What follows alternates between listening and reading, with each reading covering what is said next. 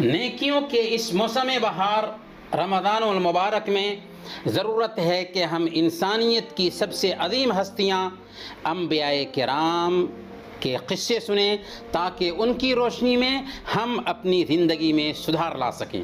تو آئیے سنتے ہیں پروگرام نبیوں کے قصے۔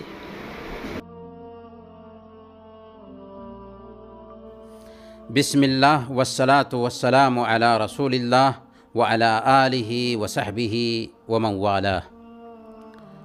محترم ناظرین، السلام علیکم ورحمۃ اللہ وبرکاتہ۔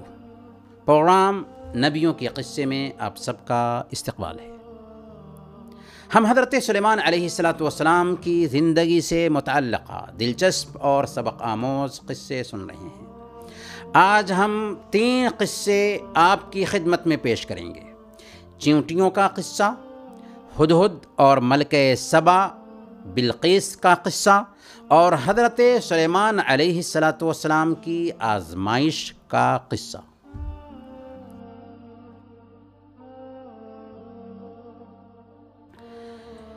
حضرت سلیمان علیہ السلام سے متعلقہ قصوں میں سے ایک مشہور قصہ چیونٹیوں کا قصہ ہے، جس کا ذکر اللہ تعالیٰ نے سورہ النمل آیت نمبر 17 سے آیت نمبر 19 تک میں کیا ہے۔ قصہ کا خلاصہ یہ ہے کہ ایک دن حضرت سلیمان علیہ السلام نے جنوں، انس اور پرندوں میں سے تمام لشکروں کو جمع کیا اور کسی مہم پر نکلے، کسی مہم پر چلے۔ ہر قسم کے لشکر پر کوئی نہ کوئی امیر مقرر تھا جو اپنے ماتحتوں کی نگرانی کر رہا تھا۔ لشکر جمع تھا جو پوری ترتیب کے ساتھ جا رہا تھا۔ چلتے چلتے لشکر چیونٹیوں کی وادی کے پاس سے گزرا۔ تمام چیونٹیاں اپنے اپنے کاموں میں لگی ہوئی تھیں۔ صرف ایک چیونٹی نے حضرت سلیمان علیہ السلام کے لشکر کو دیکھا۔ وہ فوراً دوسری چیونٹیوں کی خیرخواہی کرتے ہوئے چلانے لگی، یا ایھا النمل ادخلوا مساکنکم لا یحطمنکم سلیمان وجنودہ وہم لا یشعرون۔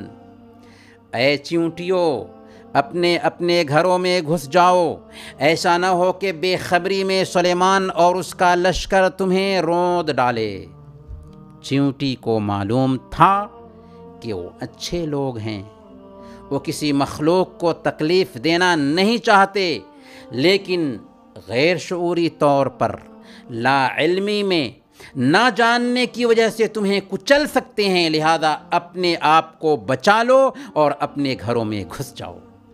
حضرت سلیمان علیہ السلام نے چیونٹی کی بات سن لی، کیونکہ اللہ رب العالمین نے آپ کو پرندوں کی بولیاں سمجھنے کی صلاحیت دے رکھی تھی، اور آپ جب سن لیتے ہیں، سمجھ لیتے ہیں تو فوراً مسکرانے لگتے ہیں۔ پھر آپ کو اللہ تعالیٰ کی نعمت کا احساس ہوا جو اس نے آپ پر پرندوں کی بولیاں سمجھنے کی صلاحیت دے کر کے کی تھی۔ چنانچہ آپ نے اس وقت دعا کی، رب اوزعنی ان اشکر نعمتک التی انعمت علی وعلی والدی وان اعمل صالحا ترضاہ وادخلنی برحمتک فی عبادک الصالحین۔ اے پروردگار، تو مجھے توفیق دے کہ میں تیری نعمتوں کا شکر بجا لاؤں جو تو نے مجھ پر انعام کی ہیں، اور میرے ماں باپ پر، اور میں اپنے نیک عمل کرتا رہوں جن سے تو خوش رہے۔ مجھے اپنی رحمت سے نیک لوگوں میں شامل کر لے۔ اس قصے میں اگر ہم غور کریں تو چیونٹی کی اپنی قوم کے تئیں خیر خواہی کا جذبہ جھلکتا ہے۔ چیونٹی کے لیے کیا ممکن نہیں تھا کہ سلیمان علیہ السلام کے لشکر کو دیکھ کر فوراً بل میں گھس جائے اور اپنے آپ کو بچا لے؟ لیکن چیونٹی صرف اپنی فکر نہیں کرتی ہے بلکہ خود کو بچانے کے ساتھ ساتھ قوم کی بھی فکر کرتی ہے اور قوم کو بچانے کے لیے بھی آواز لگانے لگتی ہے۔ یہاں ہمارے لیے پیغام ہے کہ ہمیں سوارتھی نہیں بننا ہے، ہمیں صرف اپنے آپ کو نہیں دیکھنا ہے بلکہ دوسروں کی بھی فکر کرنی ہے، دوسروں کا بھی خیال کرنا ہے۔ سوال یہ ہے کہ کیا چیونٹیاں بولتی ہیں؟ سب سے پہلے ایک سائنسداں روبرٹ ہیکلنگ نے چیونٹی کی آواز پر تحقیق شروع کی۔ آخر کار 1997 میں اس نے یہ ثابت کیا کہ واقعی چیونٹی بولتی ہے۔ پھر 2006 میں سارے سائنسدانوں نے اس بات پر اتفاق کیا کہ واقعتاً چیونٹی بولتی ہے، جبکہ قرآن نے آج سے 1450 سال پہلے یہ حقیقت واضح کر دی تھی کہ چیونٹیاں تو کیا، زمین کی ہر چیز اللہ کی تسبیح بیان کرتی ہے۔ وَإِن مِّن شَيْءٍ إِلَّا يُسَبِّحُ بِحَمْدِهِ وَلَكِن لَا تَفْقَهُونَ تَسْبِيحَهُمْ، ایسی کوئی چیز نہیں جو اللہ رب العالمین کی پاکیزگی اور تعریف کے ساتھ اس کو یاد نہ کرتی ہو۔ ہاں، یہ صحیح بات ہے کہ تم اپنے شعور کی کمی کی وجہ سے ان کی تسبیح کو نہیں سمجھ پاتے۔ ہماری شریعت نے چیونٹی کو مارنے سے منع کیا ہے۔ صحیح بخاری اور مسلم کی روایت ہے، اللہ کے رسول صلی اللہ علیہ وسلم نے ارشاد فرمایا، ایک چیونٹی نے نبیوں میں سے ایک نبی کو کاٹ لیا، چنانچہ اس نبی نے چیونٹی کی بستی کو جلانے کا حکم دے دیا اور ان کے حکم سے پوری بستی جلا دی گئی۔ اللہ تعالیٰ نے اس نبی کو وحی بھیجی کہ آپ کو ایک چیونٹی نے کاٹا تھا اور اس کی وجہ سے آپ نے ایک امت کو تباہ کر دیا جو تسبیح بیان کرتی ہے۔ آپ کو ایک چیونٹی نے کاٹا تھا اور ایک چیونٹی کی وجہ سے آپ نے ایک امت کو تباہ کر دیا جو تسبیح بیان کرتی ہے۔ گویا کہ چیونٹی بھی اللہ کی تسبیح بیان کرتی ہے۔ دوسری روایت میں اللہ کے نبی صلی اللہ علیہ وسلم نے ارشاد فرمایا، فَحَلَّا نَمْلَةً وَاحِدَةً، ایک ہی چیونٹی کو آپ نے کیوں نہیں مارا؟ یعنی اگر ایک چیونٹی نے آپ کو کاٹا تھا تو آپ کو حق تھا اسی کو مارتے، لیکن آپ نے ساری چیونٹیوں کو کیوں مار دیا؟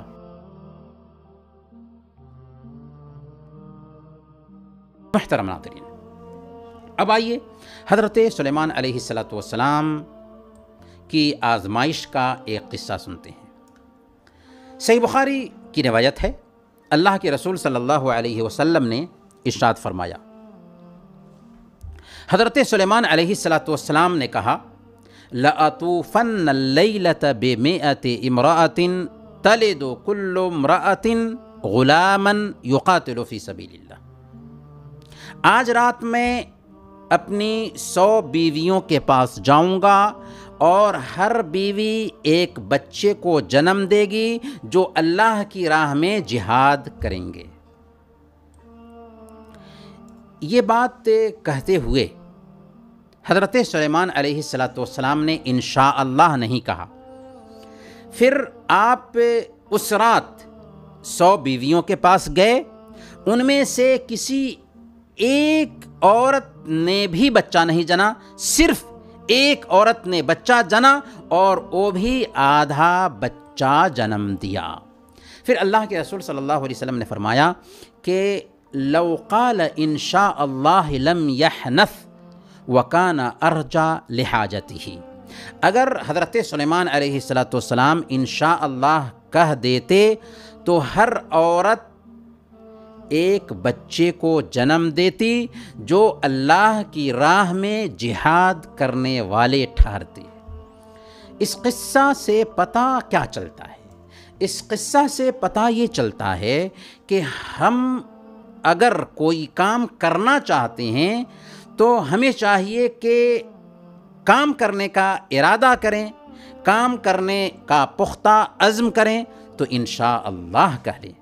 اللہ نے فرمایا وَلَا تَقُولَنَّ لِشَيْءٍ إِنِّي فَاعِلٌ ذَلِكَ غَدًا إِلَّا أَن يَشَاءَ اللَّهُ، اور دیکھو کسی چیز کے بارے میں یہ نہ کہا کرو کہ میں کل کر لوں گا، الا یہ کہ تم انشاءاللہ کہہ لو، کیونکہ اللہ جو چاہتا ہے وہی ہوتا ہے۔ اسی واقعے کی طرف اشارہ اللہ تعالیٰ کے اس فرمان میں پایا جاتا ہے، یعنی حضرت سلیمان علیہ السلام کا جو حدیث میں ابھی قصہ بیان کیا گیا، اس قصے کی طرف ہی اللہ تعالیٰ کے اس فرمان میں اشارہ پایا جاتا ہے۔ فرمان کیا ہے؟ وَلَقَدْ فَتَنَّا سُلَيْمَانَ وَأَلْقَيْنَا عَلَى كُرْسِيِّهِ جَسَدًا ثُمَّ أَنَابَ، اور ہم نے سلیمان علیہ السلام کی آزمائش کی اور ان کے تخت پر ایک جسم ڈال دیا، پھر اس نے رجوع کیا، یعنی حضرت سلیمان علیہ السلام کو احساس ہوا، چنانچہ اللہ سے لو لگانے لگے۔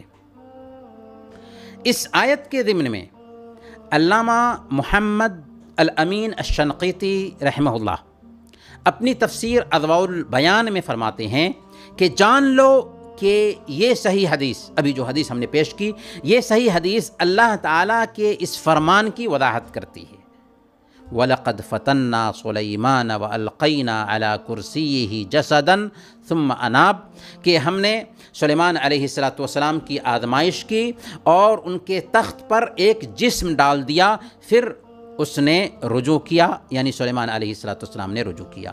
سلیمان علیہ السلام کی آزمائش یہ تھی کہ انہوں نے انشاءاللہ کہنا چھوڑ دیا تھا، اسی لیے ان عورتوں میں سے صرف ایک عورت نے آدھا بچہ جنم دیا اور اسی نصف انسان کو موت کے بعد آپ کی کرسی پر ڈالا گیا تھا۔ تو یہ ہے تفسیر اس آیت کریمہ کی۔ حضرت سلیمان علیہ السلام کی کتنی بیویاں تھیں؟ حافظ ابن کثیر رحمۃ اللہ علیہ نے البدایہ والنہایہ میں بہت سے سلف سے نقل کیا ہے کہ آپ کی بیویوں کی تعداد 1000 تھی۔ یہ تعداد اگر ہم دیکھیں تو اسرائیلیات سے منقول ہے، جس کی نہ تو ہم تصدیق کرتے ہیں اور نہ ہی ہم تکذیب کرتے ہیں۔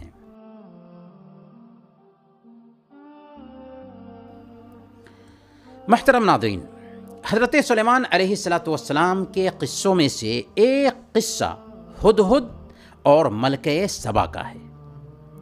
اس قصہ کا ذکر اللہ تعالیٰ نے سورہ نمل آیت نمبر 30 سے آیت نمبر 37 تک میں کیا ہے۔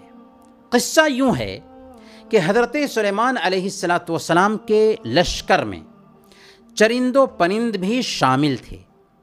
آپ نے ہر پرندے کی الگ الگ ذمہ داری لگا رکھی تھی، اور ایک کامیاب لیڈر کی پہچان ہوتی ہے کہ وہ اپنے ماتحتوں میں سے ہر ایک پر نظر رکھتا ہے۔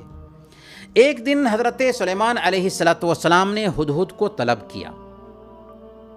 جب آپ نے ہدہد کو طلب کیا تو آپ کو بتایا گیا کہ وہ غائب ہے، وہ حاضر نہیں ہے، ابھی موجود نہیں ہے۔ آپ نے فرمایا کیا بات ہے کہ میں ہدہد کو نہیں دیکھ رہا ہوں؟ وہ اجازت کے بغیر کہاں چلا گیا؟ یقیناً میں اسے سخت سزا دوں گا، یا ذبح ہی کر ڈالوں گا، یا پھر میرے پاس کوئی ٹھوس دلیل پیش کرے۔ آپ نے ہدہد کی غیر حاضری پر ناراضگی ظاہر کی اور سزا بھی تجویز کر دی، لیکن ساتھ ساتھ یہ بھی کہا کہ اگر اس کے پاس کوئی معقول عذر ہو تو اسے معاف کر دیا جائے گا، چھوڑ دیا جائے گا۔ کچھ ہی دیر میں ہدہد پہنچ جاتا ہے اور پہنچتے ہی کہتا ہے میں ایسی خبر لے کر آیا ہوں جس کی خبر آپ کے پاس نہیں۔ جب ایک انسان کے پاس علم ہوتا ہے نا تو اس کے اندر جرأت آ جاتی ہے۔ کہتا ہے کہ میں یمن سے آ رہا ہوں سبا کی خبر لے کر، میں نے وہاں حیرت انگیز چیزیں دیکھی ہیں۔ میں نے دیکھا ہے کہ سبا کی ملکہ ایک عورت ہے، پھر یہ ملکہ عام بادشاہوں کے جیسے نہیں ہے، بلکہ وہ ہر طرح سے خوشحال اور دولت سے مالا مال ہے۔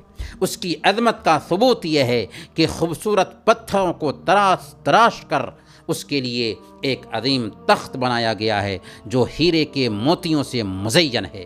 اس دنیا کی ساری شان و شوکت کے باوجود وہ شرک میں ڈوبے ہوئے ہیں۔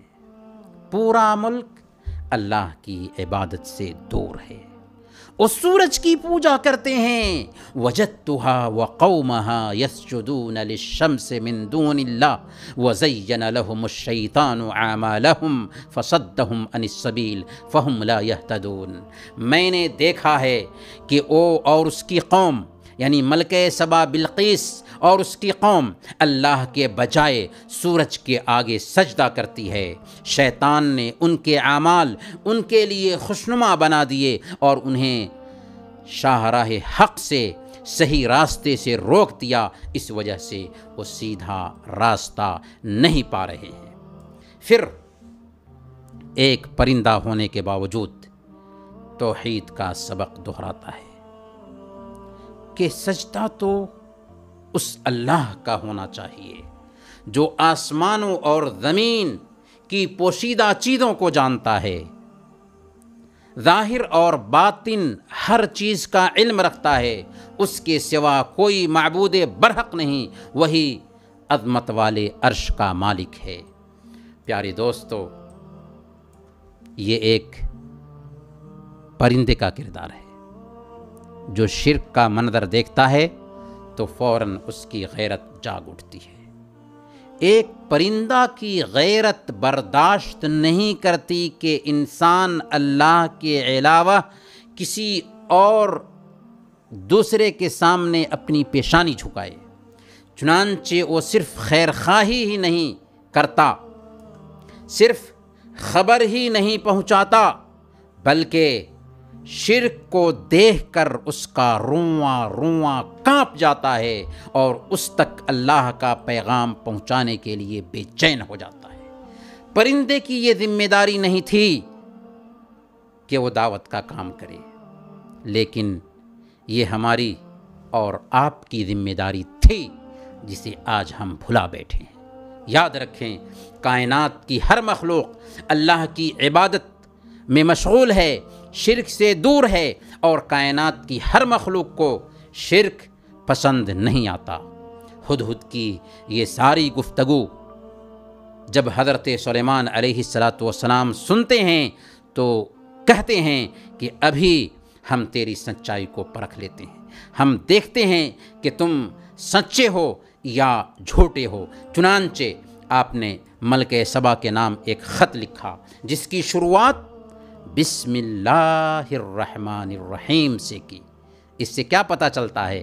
اس سے پتہ چلتا ہے کہ غیر مسلم کو بھی خط لکھتے ہوئے اس کی شروعات بسم اللہ الرحمن الرحیم سے ہو سکتی ہے۔ اللہ کے رسول صلی اللہ علیہ وسلم نے بادشاہوں کو خطوط لکھے تو اس کی شروعات بسم اللہ الرحمن الرحیم سے کی، لیکن یہ عجیب فلسفہ کچھ لوگوں کا ہے جو بسم اللہ کی جگہ پر 786 لکھتے ہیں، حالانکہ 786 بسم اللہ کا بدل ہو ہی نہیں سکتا اور اس میں کوئی ثواب بھی نہیں ملتا۔ برکیف حضرت سلیمان علیہ السلام کے خط کا مضمون کیا تھا؟ حضرت سلیمان علیہ السلام نے لکھا تھا انہو من سلیمان و انہو بسم اللہ الرحمن الرحیم اللہ تعلو علی واتونی مسلمین، یعنی تم میرے سامنے سرکشی نہ کرو اور مسلمان ہو کر میرے پاس آ جاؤ، میری تابعداری میں آ جاؤ۔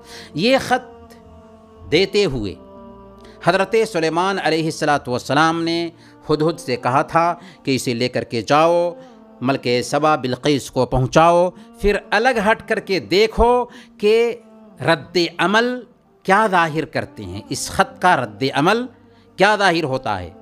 جب ہدہد خط لے کر ملکہ سبا کے پاس پہنچا تو اس نے اپنے وزیروں اور درباریوں کو جمع کیا تاکہ ان سے مشورہ کر سکے۔ ملکہ بولی اے اہل دربار، میری طرف ایک بڑا اہم خط آیا ہے۔ پھر خط بھیجنے والے کے مضمون کو پڑھ کر کے سنایا اور حضرت سلیمان علیہ السلام کے بارے میں بتایا کہ یہ خط سلیمان علیہ السلام کی جانب سے ہے اور اللہ رحمان و رحیم کے نام سے شروع کیا گیا ہے۔ مضمون یہ ہے کہ میرے مقابلے میں سرکشی نہ کرو اور مسلم ہو کر تابع ہو کر میرے پاس حاضر ہو جاؤ۔ پھر ملکہ سبا نے اپنے وزیروں سے مشورہ طلب کیا کہ میرے وزیروں، میرے سرداروں، میرے اس معاملے میں مجھے مشورہ دو۔ میں کسی معاملے کا فیصلہ تمہارے بغیر نہیں کرتی، اس لیے نازک مسئلہ ہے، اس میں ہمیں مشورہ دو۔ انہوں نے کہا ہم طاقتور اور لڑنے والے لوگ ہیں، آگے فیصلہ آپ کے ہاتھ میں ہے، آپ خود دیکھ لیں آپ کو کیا حکم دینا ہے۔ ہم طاقت والے لوگ ہیں، ہم مقابلہ کرنے کے لیے حاضر رہیں گے، بس فیصلہ آپ کو کرنا ہے، ہم پیچھے ہٹنے والے نہیں ہیں۔ لیکن ملکہ سبا دراندیش خاتون تھی، اس نے خط کے مضمون سے سمجھ لیا تھا کہ خط بھیجنے والے کیا کہنا چاہتے ہیں۔ اس نے کہا ان الملوک اذا دخلوا قریۃ افسدوها وجعلوا اعزۃ اہلها اذلہ وکذلک یفعلون۔ بادشاہ جب کسی ملک میں گھس آتے ہیں تو اسے خراب کر دیتے ہیں اور اس کے عزت والوں کو ذلیل کر دیتے ہیں، اور ایسا ہی وہ کرتے ہیں۔ اس کو یہ بات سمجھ میں آ چکی تھی کہ اگر بادشاہ اس کے ملک پر قابض ہوا تو سب سے پہلے وہی اس کے غضب کا شکار ہوگی۔ چنانچہ اس نے ایک ترکیب سوچی۔ اس نے کہا میں ان لوگوں کی طرف ایک ہدیہ بھیجتی ہوں، پھر دیکھتی ہوں کہ میرے ایلچی، میرے قاصد اس ہدیہ کا کیا جواب لے کر کے پلٹتے ہیں۔ اس نے سوچا کہ کچھ تحفے تحائف بھیج کر کے بادشاہ کا دل جیت لے گی، لیکن اسے کیا خبر تھی کہ جس کی خدمت میں وہ رشوت بھیج رہی تھی وہ عام کوئی بادشاہ نہیں بلکہ اللہ کے نبی ہیں جو کفر کے ساتھ سمجھوتا نہیں کر سکتے۔ چنانچہ جب ملکہ سبا کا سفیر حضرت سلیمان علیہ السلام کے پاس پہنچا تو آپ نے شان بے نیازی سے فرمایا تھا اتمدوننی بمال فما آتانی اللہ خیر مما آتاکم بل انتم بہدیتکم تفرحون ارجع الیہم فلنأتینہم بجنود لا قبل لہم بہا ولنخرجنہم منہا اذلہ وہم صاغرون۔ کیا تم لوگ مال سے میری مدد کرنا چاہتے ہو؟ جو کچھ اللہ نے مجھے دے رکھا ہے وہ بہت زیادہ ہے جو کچھ تمہیں دیا ہے اس کے مقابلہ میں۔ تمہارا ہدیہ تمہیں ہی مبارک ہو۔ اے سفیر، اے ایلچی، واپس جا، اپنے بھیجنے والوں کی طرف جا اور ہم ان پر ایسے لشکر لے کر کے آئیں گے جن کا مقابلہ وہ نہیں کر سکیں گے، اور ہم انہیں ذلیل اور رسوا کر کے وہاں سے نکال باہر کریں گے۔ نہایت سخت پیغام تھا حضرت سلیمان علیہ السلام کا۔ جب سفیر نے آپ کا یہ پیغام ملکہ سبا تک پہنچایا تو ملکہ اور اس کے تمام وزیروں کے لیے حضرت سلیمان علیہ السلام کے تابع ہونے کے سوا کوئی چارہ نہ رہا۔ چنانچہ انہوں نے آپ کی اطاعت قبول کر لی اور ملکہ اپنے لوگوں کے ساتھ سلیمان علیہ السلام سے ملاقات کرنے کے لیے روانہ ہو گئی۔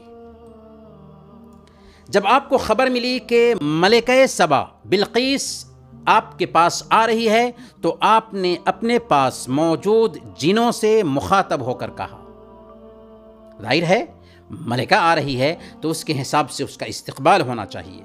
آپ نے فرمایا یا ایھا الملأ ایکم یأتینی بعرشہا قبل ان یأتونی مسلمین۔ اے اہل دربار، تم میں سے کون ہے جو ان لوگوں کے ہمارے پاس تابع ہو کر پہنچنے سے پہلے اس کا تخت میرے سامنے حاضر کر دے؟ جنوں میں سے ایک قوی ہیکل جن نے جب یہ بات سنی تو اس نے عرض کیا، میں اسے حاضر کر دوں گا اس سے پہلے کہ آپ اپنی جگہ سے اٹھیں، یعنی آپ کے اپنی جگہ سے اٹھنے سے پہلے وہ تخت آپ کے پاس میں حاضر کر دوں گا۔ یقین مانیے کہ میں اس کی طاقت رکھتا ہوں اور امانت دار بھی ہوں، یعنی میں خیانت بھی نہیں کرنے والا ہوں تخت کے حوالے سے۔ اتنے میں جس شخص کے پاس کتاب کا علم تھا وہ بول اٹھا کہ میں آپ کی پلک جھپکنے سے پہلے اسے آپ کے پاس پہنچا سکتا ہوں۔ یہ بات ہوئی اور واقعی پلک جھپکتے ہی ملکہ کا عرش حضرت سلیمان علیہ السلام نے اپنے پاس موجود پایا۔ یہ منظر دیکھ کر آپ کے اندر فوراً شکر کے جذبات امڈ آئے۔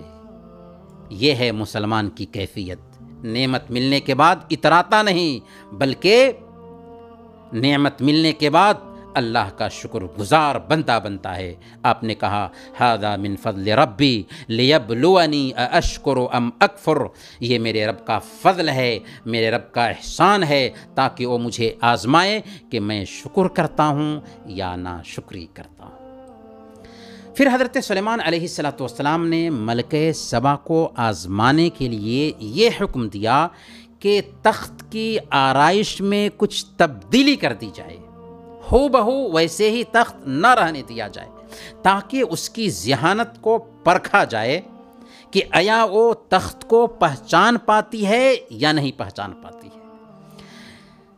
جب وہ حضرت سلیمان علیہ السلام کے دربار میں حاضر ہوئی اور اپنے سامنے میں اپنے ہی تخت کو حاضر پایا تو اسے بڑا تعجب ہوا۔ سلیمان علیہ السلام نے اس سے پوچھا، تیرا تخت بھی کیا ایسا ہی ہے؟ اس نے کہا، یہ تو گویا وہی لگ رہا ہے، یہ تو گویا وہی لگ رہا ہے۔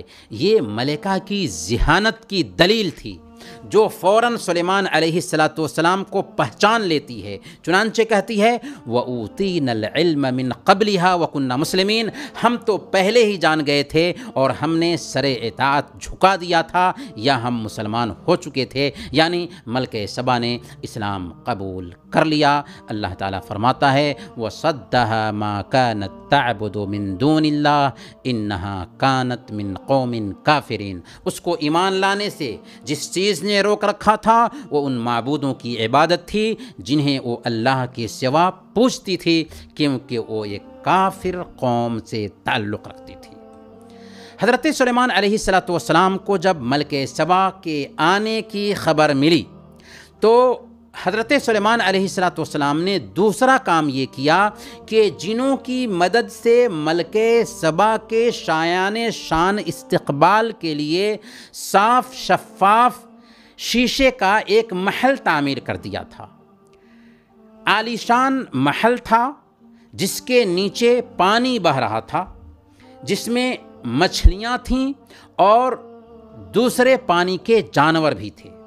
جب ملکہ سبا آئی تو اسے اس محل میں داخل ہونے کے لیے کہا گیا، اور جب وہ داخل ہونا چاہی تو اس نے حوض سمجھ کر کے اپنی پنڈلیوں سے کپڑے اٹھا لیے۔